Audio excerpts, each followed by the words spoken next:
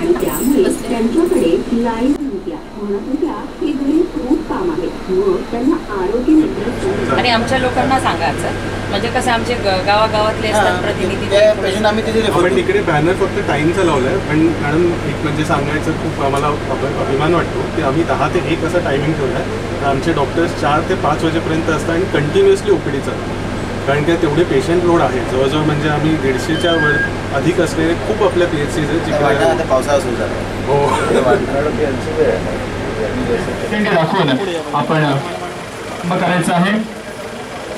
1 2 3